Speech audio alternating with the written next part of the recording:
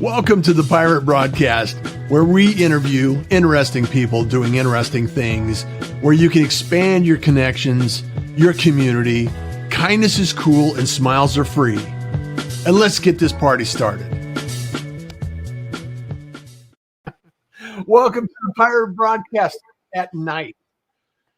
And we got a very new individual here that I met through Lunch Club, and we had a conversation month ago. When was it, Matt?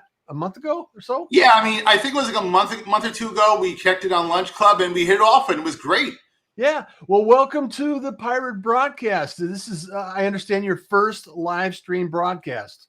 Well, my first live podcast, yes. I've done a tape podcast before, but never a live one. So this is definitely interesting and new territory for me. So, well, welcome to the party, and I love the idea that we can get together. And you're in Florida. I'm in Arizona. It's hot in both locations. You know, I think your humidity is a little more tense than mine is, though. Yeah, we call it sauna level down here. The first time I really experienced humidity was flying from Seattle, getting off in the Miami airport and walking out onto the tarmac and going, wow, what is this feeling? All of a sudden I'm wet.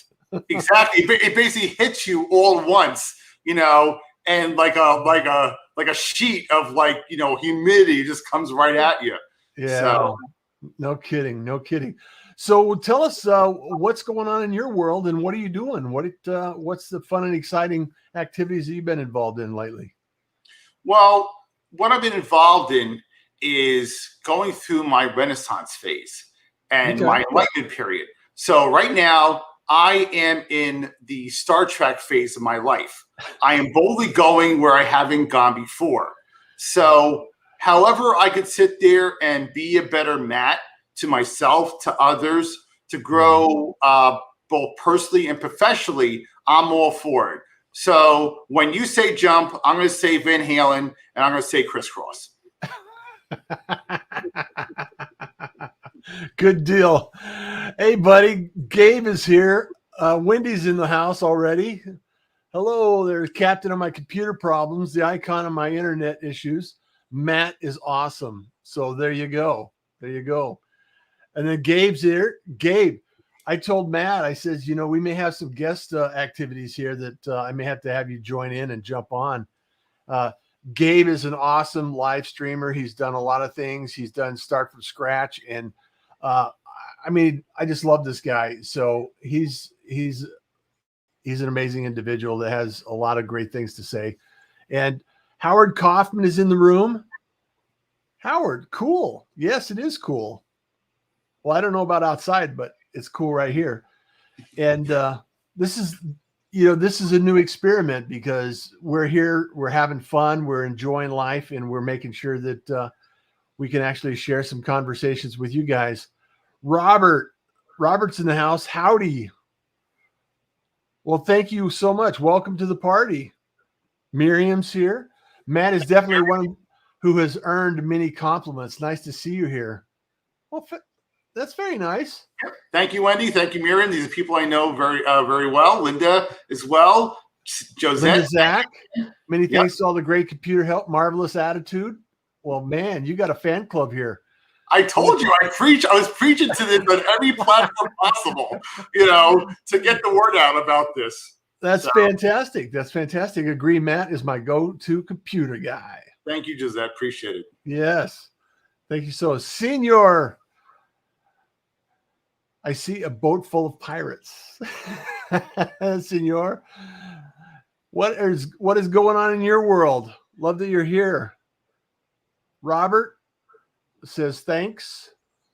Tracy, good evening, pirates. This is the Tracy. This is the amazing. Thank you, Tracy, for all your work. I really appreciate it. It means a lot to me. Yeah, she's been going through. Let me turn my pirate flag back on so people can see it. Yeah, Tracy's an amazing individual. She keeps me out of trouble most of the times. Sometimes I still find it on occasion. So we'll keep going. But she's an amazing producer and she keeps us online. And Elise, how's your shoulder, Elise? I want to know how you're doing. I hope you're well. I hope you're feeling a little better. Hope it's okay. Hyper casual. Matt is my. I don't know what happened there. That's like, I think it's almost like fill the blank, you know? And Daniel Hall. Yeah. Welcome, Daniel. He's another keyboard jockey that has done some great work, doing some things. Yep. And Bob is another customer of mine. Thank you, Bob. Yeah, Matt. Kind words. Tech. Gabe. Loving the nighttime vibes. Well, I'll send you a link if you want to jump on, Gabe. You know that. Matt is truly a specialist in his field. Great work. Thank you very much, Pat. It means a lot to me, and so do you. So thank you again. So this is the whole episode of joining in, engaging in people, Matt, and starting a conversation. So we were talking before the show about a little bit of tech support issues. There've been some updates recently. No, really? I heard that. I heard a rumor. I don't know if it's true or not. Maybe you can collaborate on a few ideas that we were talking about before the show, and maybe share some news or updates on what's been going on in the world. I don't even know where to sit there and tell you. Lachlan's great. I met him actually on, I think, Lunch Club as well. Lachlan is I think in Brisbane in Australia. We had a great time. I mean, we love to talk with one another. It's great chemistry. And oh, cool. Well, there you go. We'll have to, Lachlan, we'll have to catch up and connect as well. So, and Daniel Hall's an awesome friend. What's up? And then Matt has been teaching me for a lifetime and has been invaluable both in professional and personal development. Well, thank you, Em. There you go. I can't give you kudos, but everybody else can too. So. Well, thing is, the problem is you can't give me kudos because they don't make them anymore. They stopped making the kudos bar. I mean, what's up with that? That's ridiculous. I can't believe it. Exactly. Yeah. There are no kudos to the kudos. So no kudos to no kudos. So go ahead. In the tech space, what's happening? Tell us. I don't even know where to begin first. I think the biggest thing right now in tech is all of the compromises that are going on, all the security compromises, people getting hacked, identity theft, all the different platforms being compromised, companies being compromised, infrastructure being compromised, and that to me is a major problem. And the cat and mouse game has gone just to the cat.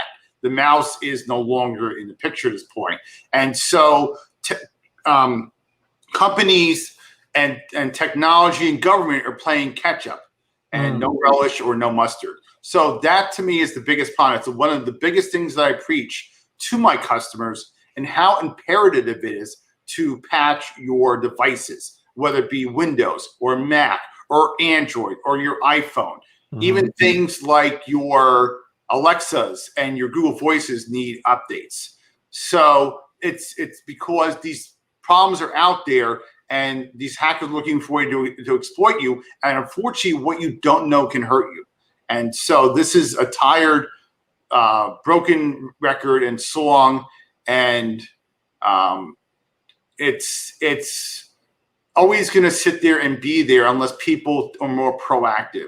You wouldn't go a year or 2 years without getting your car or an oil change in your car. It's the same thing. You're protected for your technology. Yeah. So you can't prevent it from happening, but you can at least be cognizant that it is, and then patch your devices to keep up with it. So yeah, it's interesting too, because a lot of people don't think about all of the devices that actually have IP addresses. Oh, sure. And, security cameras have IP addresses, doors, locks and things like that, Internet of Things, measuring devices, all kinds of things have either a MAC address, which is, the actual identity of the device itself, and then an IP address, which is like your mailbox, right? Yeah, and so for those who know about the MAC address, that is not where your Apple lives. That is basically the unique number, almost like a social security number for your device. And the IP address is what you get from your provider. Spectrum, AT&T, Comcast, what have you.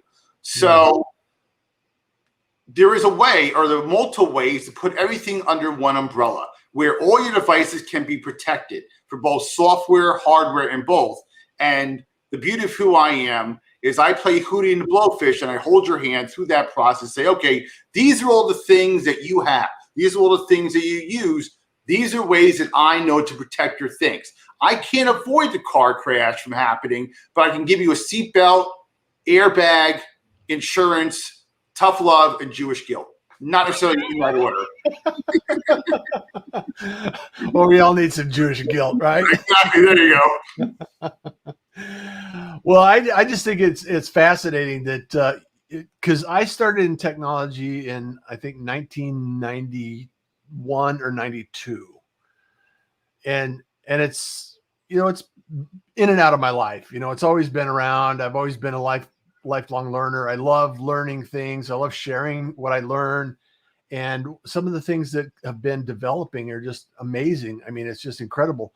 And I always say this, that we're living in the most amazing time in the history of humanity, because we're doing a live stream.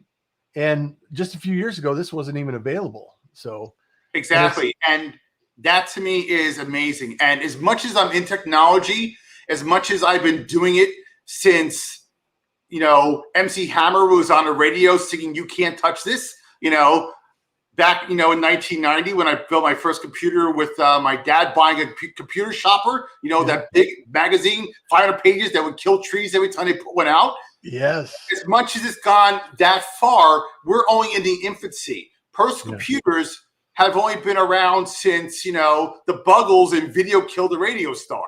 If you think about it. So since about 1980 to now, for 40 years, which is actually a very small amount of time, look at how far it's come.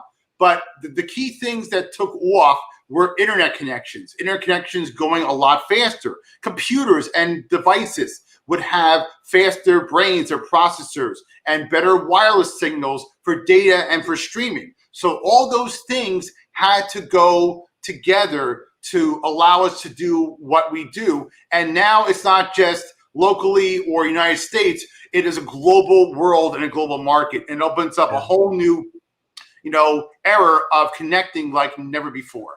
Yeah. Linda says, the preacher of patches, updates, and change your passwords. Yes. And she knows that too. She's had a couple of Macs, and we've had our field day, plus, the joys of AT&T and the fact that goes slower than my dating life. So, yeah. So what do you think contributes to people's laziness when it comes to updates and patches, Matt? I mean, well, there's several factors. Number one, it's not interesting. Like, nobody's waking up saying, yeah, let me go patch everything today. I'm so happy. Today is patch day. Nobody. I'd rather binge watch Netflix, right? Exactly. So nobody's waking up saying, I really want to patch today. That's like saying, yeah, it's time for me to do my taxes, or to sit there and reconcile my checking account, or to engage in Chinese algebra. So it isn't on people's high priority to sit there and want to do it unless you're really nerdy and into it, or you're that adamant about it. So people forget, or they may not know, and it's not fun. Also, sometimes, as we finally know, people, when you patch, can break things. Yeah. I mean, perfect example, Microsoft. I can't tell you how many times I patch Windows, and Windows crashes like a Tesla on autopilot. And now Jenny Gold wants mustard and ketchup. Well, I have kosher condiments, so. Wendy says, I say lack of knowledge and understanding what they're needed, that they're needed. Yes. I'd say lack of knowledge and understanding that they're needed. So, yeah, it is lack of knowledge and understanding. Some people don't even think that a device, I mean, it's just a device, right? I just bought it at Best Buy or Amazon or wherever I picked it up. And next thing you know, it's just, okay, I plug it in and it works. I don't have to worry about it. Right? Yeah. And that's the thing, is that we're spoiled by cars, where with a car, we put gas in it and then it just goes. So we have that mentality where, because of other things in our life, we don't have that perception to treat a device like it's there. As long as it works, it's fine. I don't have to worry about it. But that's one thing I tell people, and I teach people, that just like, taking a shower or brushing your teeth, you have to maintain your devices so they stay healthy in the long run. Yeah. Gisetta says, in your opinion, how often should passwords be changed? Rule of thumb in IT corporate is every 90 days. So it also depends on how strong your password is. If you're using password or 1234, that should be changed every day, as far as I'm concerned. So to 5678. Exactly, or let me in or something of that nature, Hack my machine. Exactly. So ultimately, the more secure your password is, which is a combination of letters, numbers, and symbols, the less you have to change it. Also, if you think of unique names or words that are not common, that is more difficult to compromise. Yeah. Working in and out of corporate environments, it's always frustrating when you have 20 different applications or different systems you have to change every 90 days. It's sometimes frustrating. However, it's always more frustrating if you get hacked or you get, denial of service or malware or anything like that. I mean, right now the trend, and this has happened down in your neck of the woods, where entire organizations have been hacked and then, put out and said, hey, pay us money and we'll unlock your keys to your kingdom. And if you don't pay, they destroy your data. So, yeah, well, the problem with that is that these are the same companies that are running like Windows XP or Windows 7, where Microsoft has stopped supporting it. So if you have these companies running these legacy systems that have no support, you're basically wide open for a vulnerability to get in. Or if somebody, hey there, Lou, good to see you. So if somebody doesn't update their systems and things are left vulnerable, then it's basically a playground. That's like saying you leave every door and window open in your home or your car and expect somebody not to break it. That's basically what you're telling people when you have a computer or a main operating system like Windows or even Apple that is not patched or too old, where the manufacturer stops supporting it, that is basically a free-for-all for these hackers. Yeah. So how you mentioned that your dad picked up a catalog and you started getting into tech at that point in time. Have you always been involved and interested in technology, Matt? Well, I'll tell you the story and how this all started. Besides my parents and procreation, is well, that's really how it started. At the very beginning, right? It was a smile and a wink, right? Yeah, exactly. So it started when my dad was an accountant and in New Jersey. And in 1985, when it was Back to the Future, he bought one of the first IBM PCXTs with the 10 megabyte Winchester hard drive. He had a monochrome monitor, and he had a dot matrix 9-pin Oki data printer. And I was 8 years old. I learned DOS.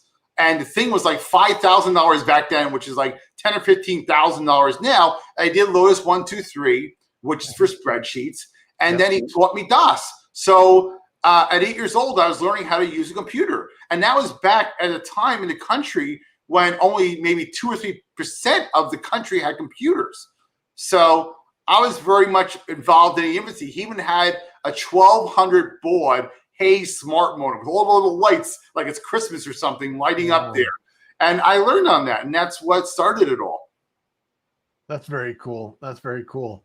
So you're an OG when it comes to technology, and watching the entire going from DOS to 6.1 to work groups and all of these iterations of Windows that have been out there, and also the Mac. I mean, Mac was I remember the Apple SEs and some of those some of those boxes out there, and it's just amazing to see. to think about, okay, you were 8 and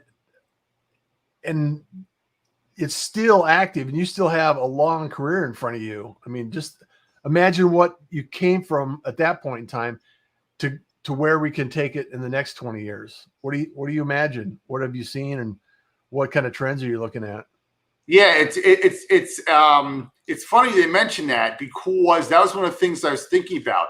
I said, what happens if Russ asked me, well, what happens in the future? And so we can't do like a Marty McFly. We can't go, with Doc, and a time machine, and worry about our flux capacitor.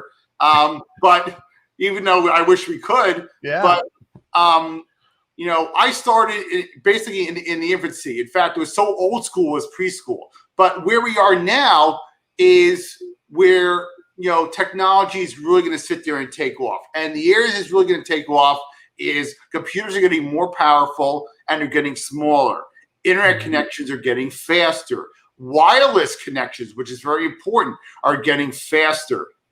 Phones are getting faster. I just set the iPhone 13 and that thing's a beast. I mean, they're more power in your phones or your watches or even your Alexa than what put the first people on the moon. Yeah. And so that's amazing. So I think what's really going to take off in the next 20 years, electric cars is going to take off, more charging stations, better batteries that last longer, that charge quicker, both in phones and other portable devices, and also in cars as well. I think solar will sit there and take off. You're going to have more people going to space. For example, William Shatner is going to space. Captain Kirk is going where almost nobody's gone before. I'm waiting for the ghost of Scotty to say, but Captain, I'm giving her all she's got. I can't push her any faster. And so that's where it's going to. That's insanity. It's really insanity. I was, I keep tabs on Elon Musk and some of the things that he's doing in the space program with SpaceX, and orbiting pedestrians off the street, essentially, into taking them into orbit was an amazing feat. And Robin Branson and Amazon and Jeff Bezos is doing all these things, and you have to believe that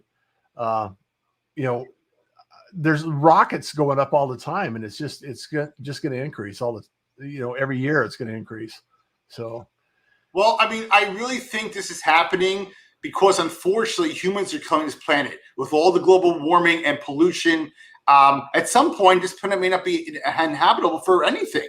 And so we are trying to find another place to live. That's what's really happening here. And nobody's talking about that, but you'll hear it first on the Pirate broadcast.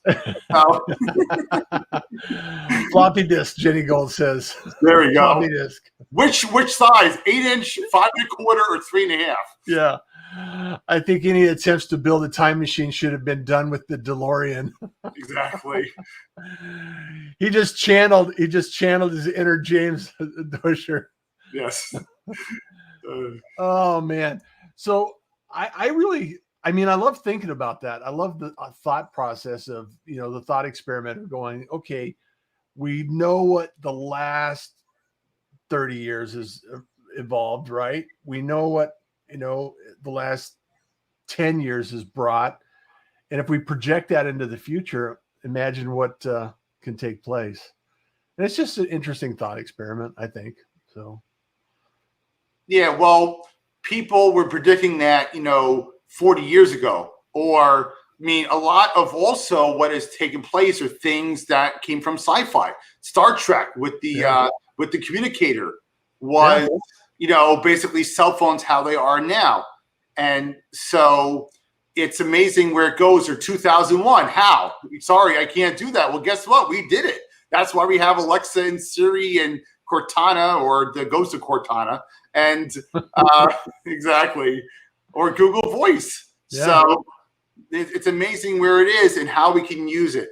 And like even today, I helped some lady in her 70s learn about CarPlay. learn about how to hook your phone in and how to get maps and ask for directions and ask where the gas station is or where the nearest restaurant is. And she was like a kid in a candy store, enamored by what was available on her phone. And she was so grateful to get into that 21st century. And that's the beauty of who I am. I love helping people have their technology work with them and for them. And yeah, it is amazing. My mom's going to turn 85 tomorrow. Happy birthday, Mom, if you're watching this. And she has her phone. She FaceTimes with, the family, and she sends text messages out and posts on Facebook. And, occasionally she comes to me and said, well, how do I listen into this video? And, occasionally she turns down her volume and things like that. And you just minor things, but she's still doing it and she's still having fun with it. So it's so accessible, and technology has helped so many people do so many things. And accessibility. I have friends that are blind and they have tools that they can actually do screen readers and things like that. So we've come a long way. We really have come a long way. So, and I think it's just starting. So Howard Kaufman says, you're seeing it today with AI and impacting copywriting sector. Absolutely. Deep fake is doing it with video as well. So yeah, and that's scary to see that AI can sit there and put facial features on other people, and then it's so realistic that you can't almost discern that is not real, and it's actually not them speaking or talking. So do you think Gabe asks, do you think that Elon Musk will reach Mars with SpaceX? I think it'll happen in our lifetime. I really believe that. I don't think they will come back, but I think they'll sit there and they'll get there because the private sector now is taking over where NASA isn't. And so that's going to fuel, no pun intended, the exploration of space, because you have multiple major players involved here between Elon Musk and Jeff Bezos and Richard Branson. All these people are making strides and pushing humans forward to go to the last frontier, which is space. Yeah. Well, and we really haven't truly explored it. I would like to see us get to the moon and actually do something on the moon too. So I think that'll happen. I think I'd love to go back to the moon. So have you been there before? No, but I'd love for humanity to go back to the moon. I would go. Hey, I would be game for it. I don't know that I'd fit the program, but a true pirate might want to go there, right? Well, you could do it. If you have enough money and you have the desire. If William Shatner, who's 90 years old, can go to the moon, I think Russ Johns is well within his means to be able to do so as well. So there you go. So it's really fascinating. So we're talking about, space and exploration and technology. I want to talk about, you mentioned the cars, AI, self-driving cars. Have you ventured down that path at all, or thought about or considered what that might look like in our lifetime? Well, let me say this to you. I got just recently a Hyundai Tucson hybrid, and that has forms of AI on there because I can sit there and put the car on cruise on the highway, and the sensors from the cameras will drive the car for me. It's semi-autonomous. So I can sit there, put my hands off the steering wheel, and I don't have to worry about it because the car will drive for me for about 10 or 15 seconds before I have to take the wheel again. Also, because I have the new Hyundai, I have the Smart Pack feature. So I can put the car in backwards and forwards, and it will go forwards and backwards automatically just from the key fob. Oh, wow. Yeah. So it may not be slowly coming into our environment, every model that comes out and gets delivered. Well, the companies have to implement the technology properly. For example, I had a Volvo XC40, their little small SUV crossover, and that thing had automatic or automatic parking, where it would park the car for you. That thing was horrible. It go over the curbs. It hit the medians. The sensors on that thing were like crisscross. It was wickety whack. So it was so bad that I stopped using it because it wouldn't work properly. So the AI and the cameras weren't in sync, and not in sync or good sync. And so, and I wouldn't use it. So ultimately, the technology has to be mature enough, and the R&D has to be there for it to work properly. And Tesla, I'm sure, will get there with their autopilot, but they're not there yet where they need to be. Yeah, I love that. I love that. So Gabe asks, so when will they invent a usable lightsaber? Asking for a friend. Actually, there is a lightsaber. I saw some guy on YouTube make it. It is out there. It's out. It's already out there. Go on YouTube. It's out there. That is fascinating. That is fascinating. And if you don't believe me, there you go. So I love it. Yeah. So look, there's my lightsaber. It's kind of hard to see it. All right. It's not coming up, but yeah, you see it. It's there. It's there somewhere. It's flashing there. So anyway. And Michael says, it does beg a question. While the AI and the assistants provide help, what must be considered when it comes to privacy and security by letting these have access to at all times? Price system. Well, ultimately, it's a compromise between convenience and privacy. And so ultimately, you have to find the comfort zone where there's enough security, but yet you have access to certain things. And for example, even Apple was shut down from looking at people's certain pictures, for child exploitation, because it was too invasive. And so it got a lot of flack on that. So the question is, it's two parts. It's Big Brother in 1984 and George Orwell, and then the privacy of who you are as an individual. And how much do you give up of one to get ultimately a platform or a compromise or protection for your information and who you are in terms of your identity? True story. True story. Well, another thing that I don't know that I don't see anybody talking about it or discussing it on the news or, mentioning it anywhere that I hang out or I've noticed. And it's really about, all the security cameras are up. The European, UK has a lot of security cameras around, so people can actually be tracked, and you can see where people are going and everything like that. And I don't see a lot of people even talking about that anymore. It used to be a big deal, but it doesn't seem like it's a big deal now. So people get comfortable being observed and recorded and all of these things, and so. It kind of makes people unnervy, a little nervous at certain times, I would imagine. So do you get any of that feedback in your world?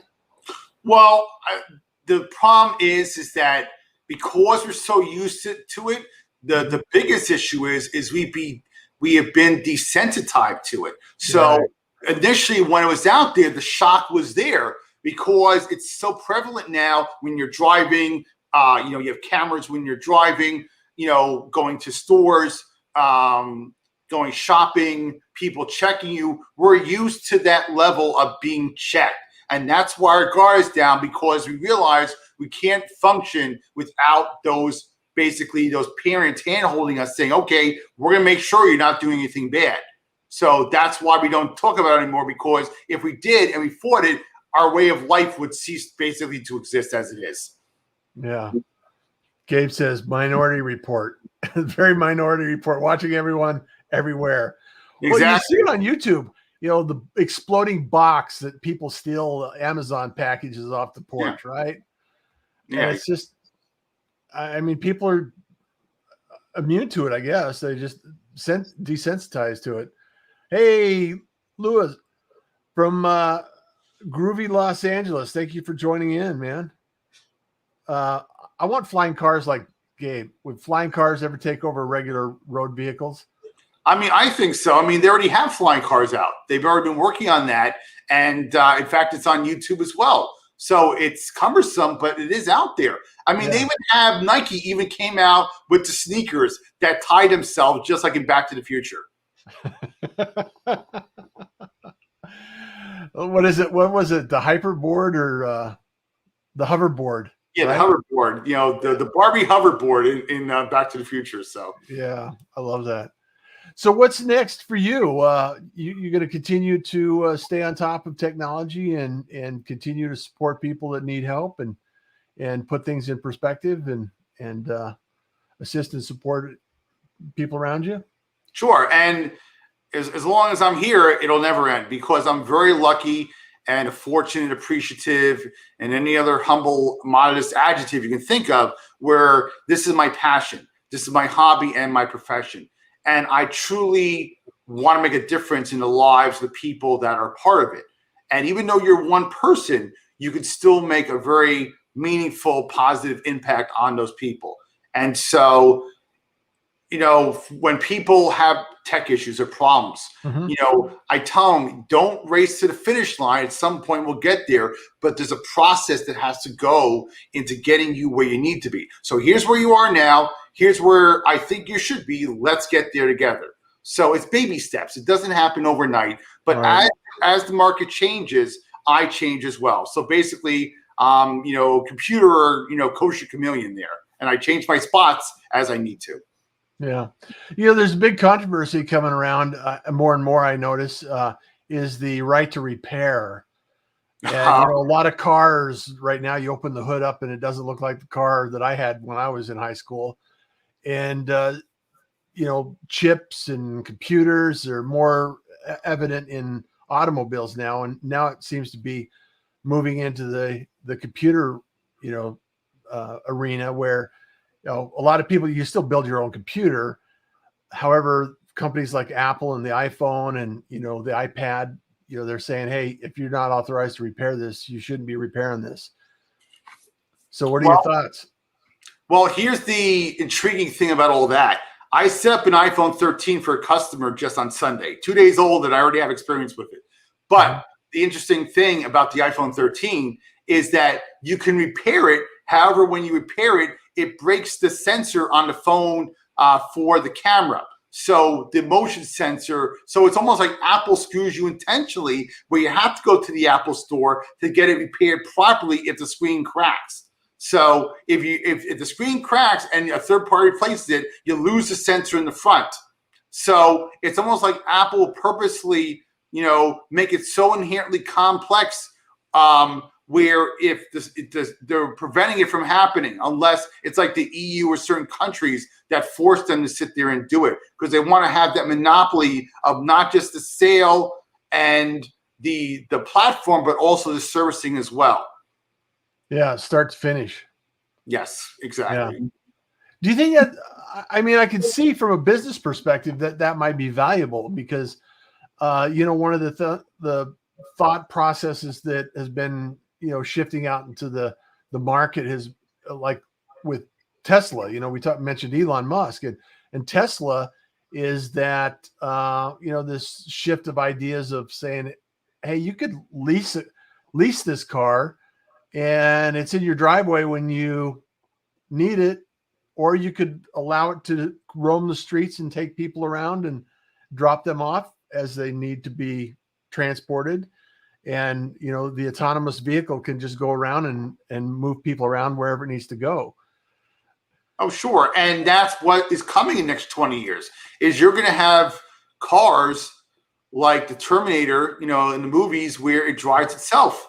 And and those fleets are already starting now because the technology and the AI has gotten so good. So companies like NVIDIA, who's very big in that space, or even Google, with the technology now in these graphic processors, they call them APUs, or basically arithmetic processor units, or a combination brain and video at the same time. They're so powerful now that those chips can think of where you want to go based on all these different algorithms or different calculations. Say, okay, the car needs to go here, here, and here. I need to adjust for traffic. I need to adjust for weather or accidents or things of that nature. Yeah. So it will get there, and I think that it'll really happen next 20 years. And despite all the crashes, unfortunately, with Tesla, that technology is getting better. And I think in the next 10 years, I think you're going to see more of those automated fleets rolling out, and you'll have people not driving as much, and you'll have automated systems doing it for us. I could see it happen. I love driving, and I love taking road trips and things like that. However, I could see it very easily becoming a convenience to where I could just walk out, get in the car, and say, hey, drive me to ABC location, and not have to think about it. I don't have to think about the traffic. I don't have to think about driving. I don't think I have to pay attention to anything at all. And I can just get there. And it's really an exciting opportunity, I think. And I don't know, anybody in the comments or anybody in the audience, what are your thoughts? Jump in, share your thoughts. And I want to get some feedback here and think about what you're thinking and what your opinions are. So jump in here and share it with us. Also, one of the things that I am super excited about, and because you're here, Matt, I think the technology is I'm an advocate for video. I've been doing video. I've done over 500 episodes of the Pirate Broadcast. I've done live streaming for, a long time, and podcasting before that. And this technology is always changing and evolving, and video has changed my life. And I just wanted to put it out there because I think it's important that I'm putting on some webinars, and I just wanted to pitch this for the audience that is here, and make sure that if you have any interest in learning about video and how video can actually move your business forward, or the conversations you're having, or follow up with customers or clients or friends and family even, I'm putting some webinars together. So I'd love to have you join me in that adventure. And in the next couple of weeks, I'll do more, and I'll continue to do these webinars and sharing this information out. So Matt, I'm sure that you're familiar with video and some of the tools out there that are using video. I love Dub, but I just noticed today, as it relates to technology, that Dropbox just released a platform called, let me see what it is. It's called Dropbox Capture, and it's in beta. And so what you could do with it, you can actually capture a portion of the screen. You can capture the whole screen. You can screen record. You can screen video and record. And so a lot more thought has been going into how to use video in your business. So is that something that you've been doing in your business? Well, I've helped people in terms of getting videos on there. Plus, keep in mind that, you have things like Final Cut, on the Apple, and you have, Adobe tools as well, and, different video programs on the Windows side. But the one key piece of all this, you have more powerful video cards, which allow you to see what's on the screen and process it, more powerful CPUs or brains to be able to process the video, and more memory. So all these things in conjunction make the video editing process better. And as long as those three things are there, it helps to allow those videos to work properly. And then on the client side, you have fast computers or fast internet connections. And those things allow you to see what you've done. So it has to be a yin and a yang there in terms of how the videos run to make sure that you get your message across. Yeah. Wendy says, when are we going to be able to get a jetpack? Actually, that's also on YouTube. They have a jetpack out as well. Oh, yeah. Jenny Gold says in the UK, they find terrorists almost immediately. And then Warren also, he was referencing the just work on your smartphones while the car drives. So you don't have to be working on your smartphone while you're driving, right, Warren? Yeah, right. So it's really, video and the technology, like you said, our phones are more powerful than the compute power that got us to the moon the first time, right? And the next time we go, we'll have some more.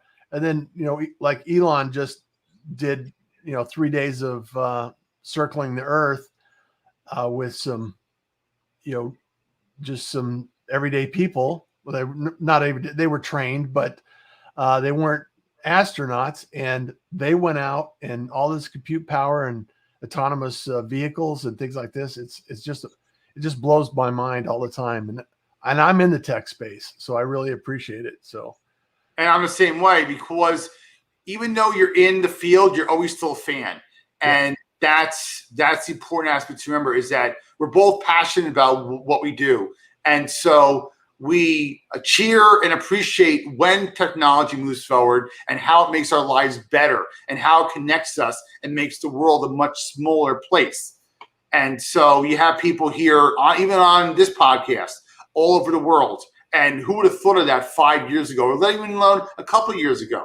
Yeah. So the power of technology allows us to experience our lives in a whole new way. And this is the new normal. This is the new normal between the combination of work and video conferencing. And so it's disrupted how we think about being productive, communicating with one another, and moving, life and technology and companies forward. I'm just amazed all the time. I turn around and it's like, even Amazon has changed the world. I work with Marcia Reese, who has Stable Copper, and Howard Kaufman was on here earlier. He has ORL, healthcare, mouth care, and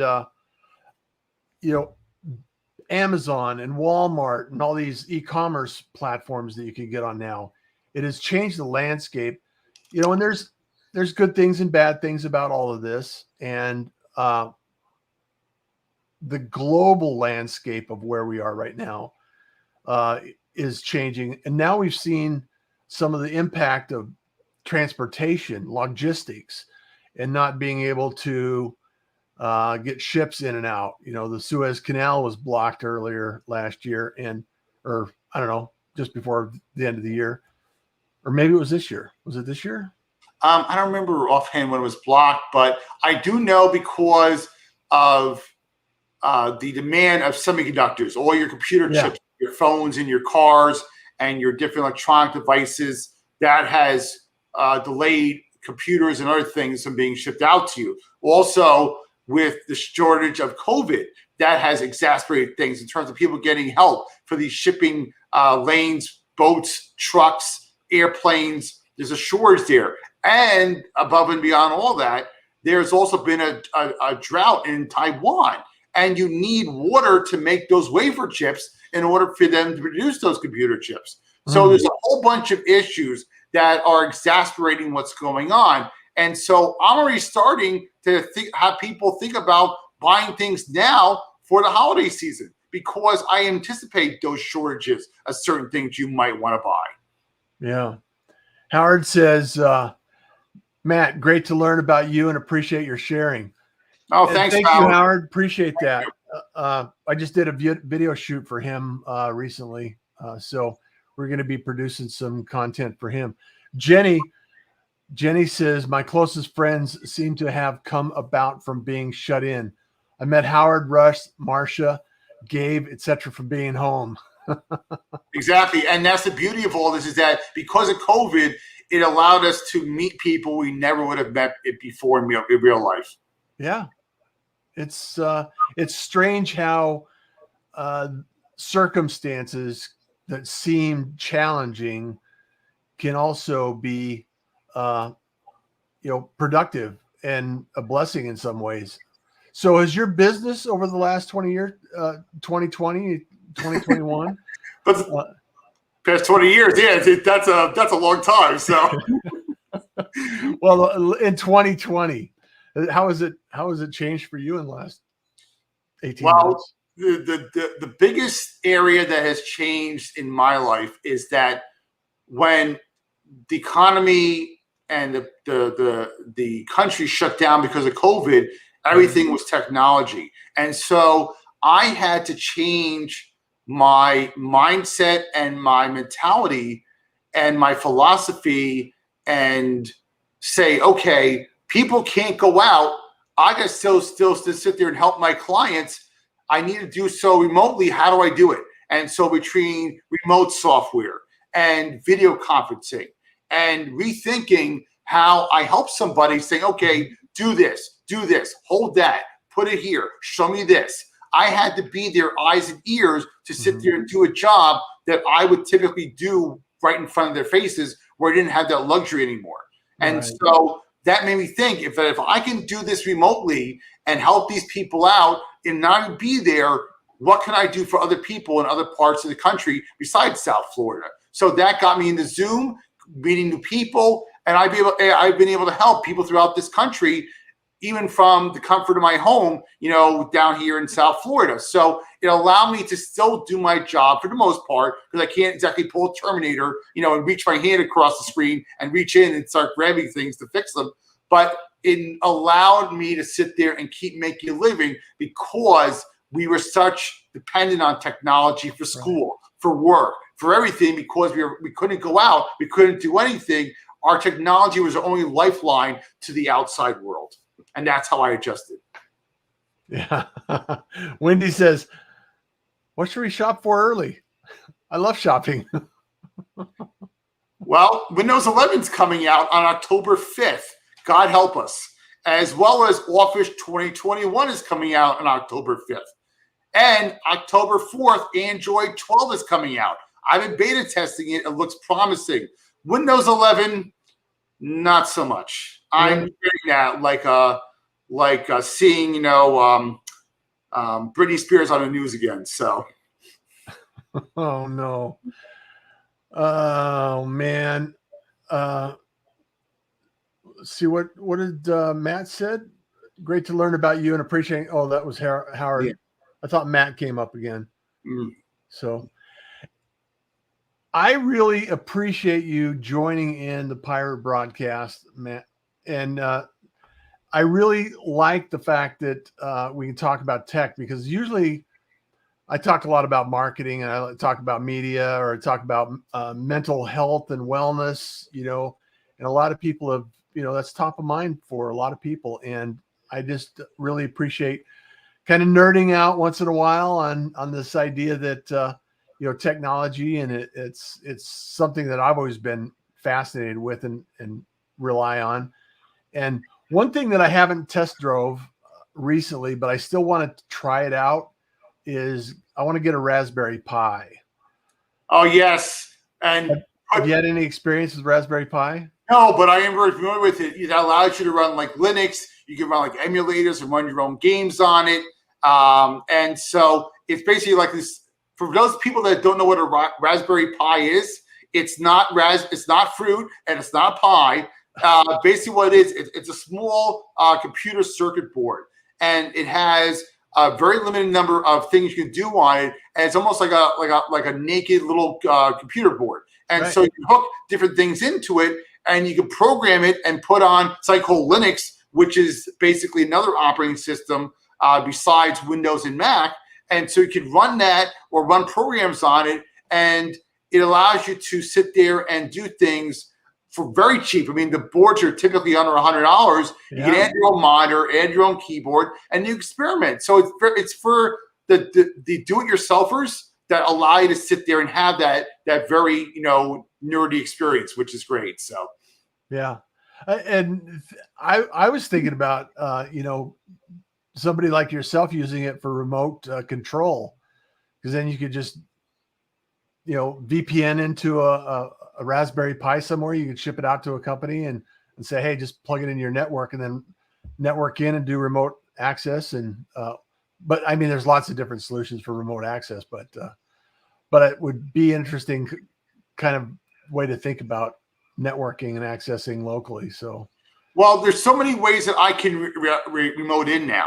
So I have a plethora of tools, and my customers know this already, where I can help you on my phone or your computer and still be able to troubleshoot things. Or we have video conferencing. So there's so many ways of me helping you, and or you get other people involved. I made spouses and people that know nothing about technology a part of the group project, where I'm saying, guess what? We're volunteering you. I need your help.